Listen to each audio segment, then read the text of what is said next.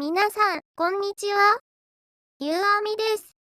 農学チャンネルのご視聴ありがとうございます。このチャンネルは約650年受け継がれる日本の伝統芸能、農学についてわかりやすく紹介していくよ。ぜひ、最後まで見ていってね。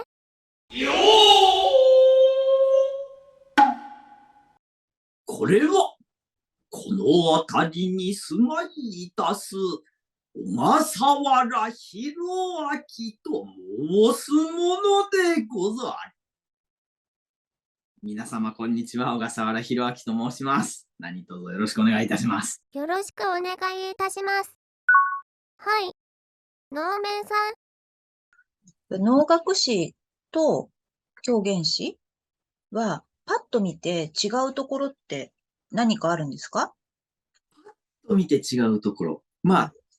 いろいろあるんですけど、一番わかりやすいのは、足袋の色とか、そういうことね。例えば、今、能楽師と狂言師とおっしゃったんですけども、厳密には狂言師も能楽師なんですね。あ、そうか、そうか。そうなんです。能楽師っていうのは、能楽に携わる、して、脇、お囃子、狂言。この4役を総称して能楽なので、私の例えば正式名称は、能楽師狂言方泉流小笠原弘明なんですね。なんでそこは置いといて、お能と狂言の違い。簡単にパッとわかるのは足袋の色ですね。お能では白い足袋を履いていらっしゃる。片や狂言は、役を演じる人は黄色い足袋を履いているんですね。黄色足袋とか狂言足袋とか呼ぶんですけども、なぜかというと、私の聞いた話では、昔は白足袋っていうのは絹で作られてたんですね。で、黄色い足袋というのは革で作られていた。革をこういぶして、こう紐でくくっていぶして、黄色く、して履いていたらしいんですね。それで、なぜかというと、絹の方が革より高価であった。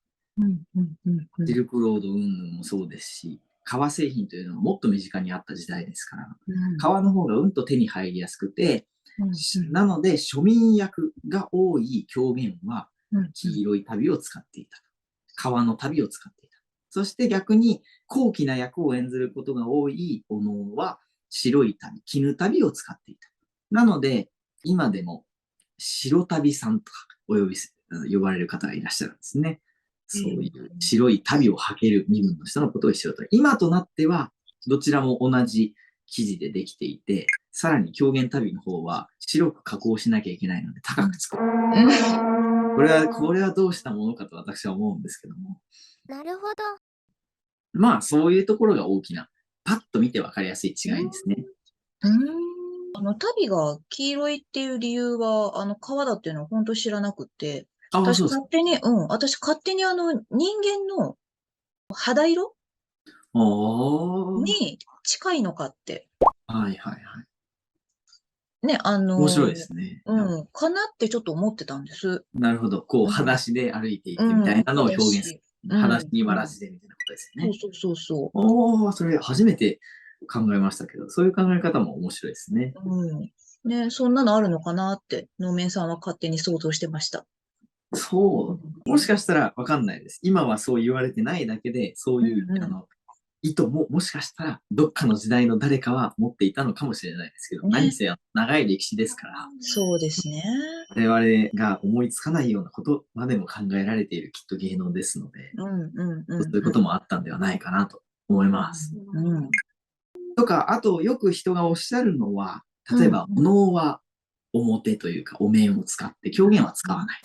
そういうことをおっしゃる方もいらっしゃるんですけど、決してそういうわけでもなくて、狂言の原稿曲が300弱あるんですけども、その中の約3分の1とか4分の1ぐらいは表を使うものなんですね。